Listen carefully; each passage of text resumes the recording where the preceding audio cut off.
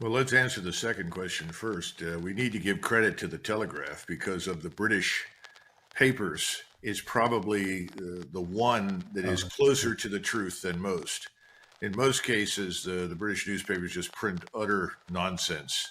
They're the They worst. Yep. take the narrative of the inevitable Ukrainian victory. Russians are losing. Russians are incompetent. Russians are stupid, and so forth. And they repurpose that over and over and over and over and over again in the hopes that you're finally going to believe it. But the Telegraph is a little bit better. Now, what they've done is, in fact, an admission. You're right. This is not news. This has been true for a long time. And I wouldn't expect anything to change dramatically in the rest of the West right now, for the simple reason that the same people driving this war in Eastern Europe and Ukraine also are people that are largely dominating the finance markets, dominating media, and ultimately shaping policy for our governments. I talk all the time about uh, government by donors. That's what we've got in the United States. I mean, I Right. can't imagine any American signing on for some sort of open-ended war in eastern Ukraine if he or she were asked, "What do you think?" The first question is, "Where is it?" And secondly, "Why are we involved?" So this is entirely a function of people with lots of money. Now, as far as where are we now? Well, remember that when this began back in February and March of last year, the Russians entered Ukraine with a very small force. Only about 90,000 troops went in, another 100,000 were placed around the border. And to my surprise, and ultimately to the surprise of many, it was a very careful, cautious, slow approach because we did not know at the time. But President Putin had said, look, I don't want to kill large numbers of Ukrainians. I mean, after all, these are people just like us. Right. Right. We're not interested in that. That's not why we're here. We're here because we cannot allow Ukraine to become a platform for attack against us, simply. And we want to put an end to the outrages committed against Russians. Russians were not second class citizens in Ukraine, they were third class citizens. Right. And he wanted to put an end to this. This, of course, was the background to the Minsk Accords, Right. which, as we now know in retrospect, were entirely fiction. There was never any intention on the part of the West to make any of it real, sadly. This didn't work out very well, as we all know. They moved slowly, they were very careful, they avoided any collateral damage, and they thought they would find a negotiating partner. There was none in sight. We made it very clear, even at the end of March, beginning of April, when the rumor sort of slipped out that the team from Ukraine said, well, we can accept neutrality. Suddenly, Boris Johnson arrived on the scene with a message from Biden saying, absolutely not. Right. You will not be neutral. You will fight on. And by the way, we'll give you everything you need. And these are important promises. And I think Zelensky and his friends stood around and said, well, if the United States and all of its allies are going to back us to the hilt and give Yeah. us anything we need, well, I guess we'll just fight on to the bitter end. Yeah. The problem with that, as you know, Steve, this is the America of 2023. It is not the America of 1991. Right. Right. We do not possess the kind of military power, overwhelming military power that we had in 1991. Mm. We largely dismantled it. We have a force that is sort of a boutique force now, designed to deal with small countries in Asia and Africa, maybe even Latin America, that don't have much with which they can protect themselves, that we can bully, to be frank. Right. And so that's what we've done. So all of a sudden now we're trying to ship things to Ukraine, and we grossly misread the Russians. Right. Ukraine for us was viewed as, well, this is an opportunity for us to harm Russia. Maybe we can destroy the regime, gain access to all of Russia's resources.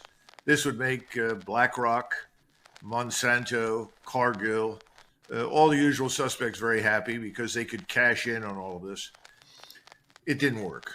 Yeah. Russia said, no, for us, Ukraine is an existential question. So the Russians decided we were wrong. We've got to sort of punt at this point and build up our force for a much longer and more serious conflict than we had anticipated. So now you have 750,000 Russian troops in and around Ukraine. Wow. They're not going to allow Ukraine to ever join NATO. They made that very clear. And they've said that they're going to, quote unquote, denazify Ukraine. Well, Nazi is probably a strong word, but the point is Ukrainians have been busy. Ukrainians in the Azov regiment and their Azov, yep. associates have committed terrible Yeah. atrocities against the Russians, all of which naturally in the Western media are blamed on the Russians. Right. These are the things the Ukrainians have done. So I think the situation is as follows. The Ukrainians have lost between 300, 350,000 dead. These are dead Ukrainian soldiers. I don't know how many civilians have been killed. I'm sure large numbers. How many wounded? Probably at least that many. The hospitals are full, and these people will never return to active duty in most cases. Millions of people have left Ukraine. We estimate 12 to 14 million left. At least 2 million went east. They were probably Russians to begin with. The others have gone west, and every Ukrainian who's interviewed coming into Poland or Germany or any of these countries immediately says, I will never go back. Right. So we've succeeded now in not only killing large numbers of Ukrainians in this pointless war that really never had to happen. We didn't have to drag Ukraine into NATO. We didn't have to put U.S. and allied forces into Ukraine. We don't need to plant missiles on Russia's borders. None of those things have to happen. Could have been neutral. And the Ukrainian nation itself is at risk of going under, literally. Right. Now, what happens next? Well, I think we know what happens next. This whole counteroffensive, which was much celebrated, went nowhere. Nowhere. 26,000 more Ukrainian soldiers at least have been killed as a result of this. I don't know the totals of wounded. Over 1,000 armored fighting vehicles, artillery systems, and so forth. We say we're going to replenish this. The real question is, what has Ukraine got left? And I'm told by most of the people that I trust, my sources, both here and of course in Europe, probably 10 brigades or somewhere between 35 and 40,000 trained and equipped troops. That's about it. Wow. In the meantime, the Russians have now launched an offensive on the Liman-Sloviansk axis, which is up in the northeast corner. It's headed, I think, to the north and to the west. I think we'll see them eventually move towards Kharkov, probably encircle the city. And if I know the Russians will then invite the Ukrainians to attack them. And they will obliterate them the same way they've obliterated everyone down in southern Ukraine. And what do the Russians want a negotiation partner? I think they do. I think they would like to negotiate. But there are certain things that they've got to have. One is Ukraine's got to be neutral. Right. They're not going to allow a NATO state on its border that will become a platform for attack. Right. Secondly, they want all the aid to stop. In other words, we've got to suspend all this military aid to Ukraine to ensure that it remains hostile. And then finally, we've got to get all of our people out. Americans, other Europeans in NATO, in uniform, out of uniform, they've all got to leave. Nobody wants to do that because if we do that, Steve, we will admit we were wrong. Right. We'll admit the defeat. Exactly. Right. And we can't do that. That emboldens Russia and China, and it's impossible. We can't. Is this where the cluster munitions come in with and the other recent aid packages? I recall you saying something. This is really kind of like this is a sign of desperation in many respects. Well, listen, I think everything that we're dealing with now is desperation and disintegration. It falls into one of those categories. Desperation because the Ukrainian position is really unrecoverable, and disintegration because that's what's happening inside Ukraine. There was a report that was provided by senior officers in the Kievan police department in eastern Ukraine. Not eastern Ukraine, but the capital of Ukraine. This report was leaked, I think, because people wanted to know the truth inside the Ukrainian armed forces, and it paints a terrible picture. It talks about desertions are way up. Units, platoons, companies are calling the Russians and telling them they can't evacuate their wounded.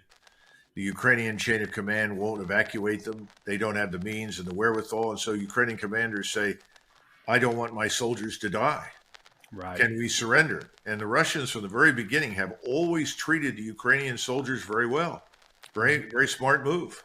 And when your Russian forces come in and the area falls under their control, immediately large numbers, convoys arrive with food and medicine and support. I mean, this is not the Soviet Union. This is much closer to Tsarist Russia, only vastly improved, I would argue. Right. And if you look at the way things are being handled, I would say that Putin has been remarkably restrained. Right. Almost anybody else over there would have been infuriated by the way in which we treated Russians.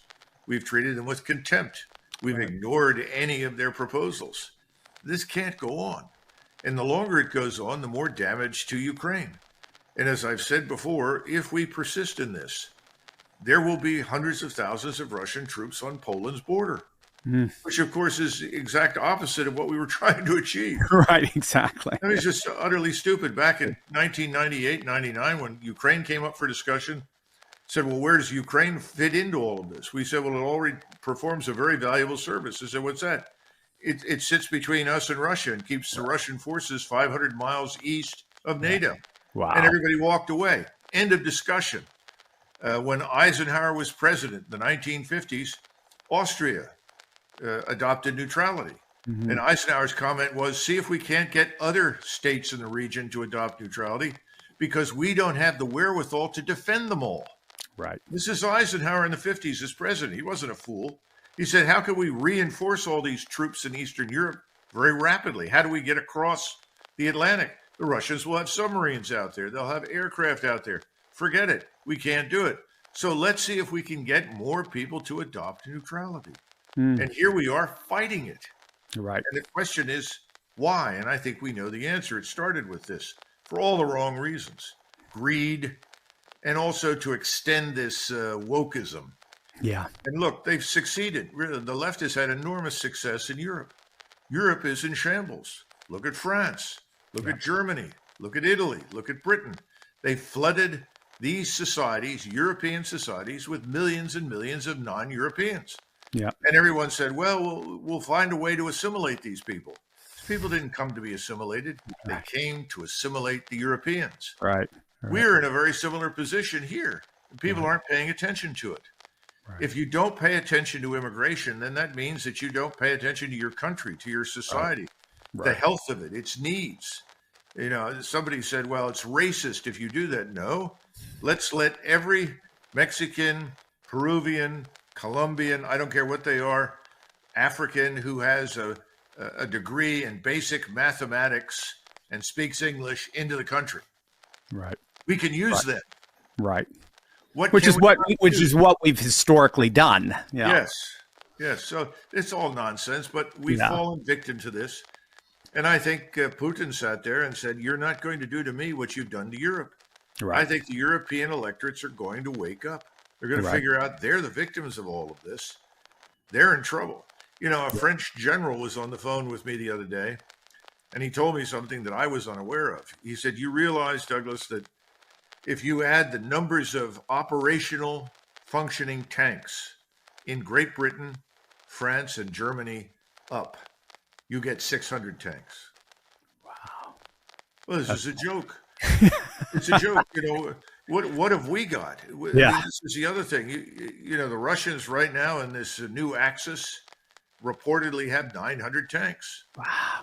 You know, hundreds of artillery systems and so forth. Of course, right. For them, it's a serious war that threatens them. They want to win it and end it. Right. We're not treating it that way.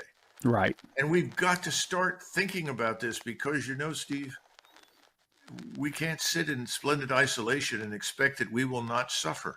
Right. Our borders are open. The whole southern tier is a danger to us. We don't know who's coming in. And the criminality is unbelievable. Right. And criminals are ready to work with almost anybody. Right. You walk in with enough cash, and we're already seeing arms and equipment that we ship to Ukraine, Javelin missiles, things like that, show up in the hands of Mexican cartels. Wow. This is insane. It makes no sense.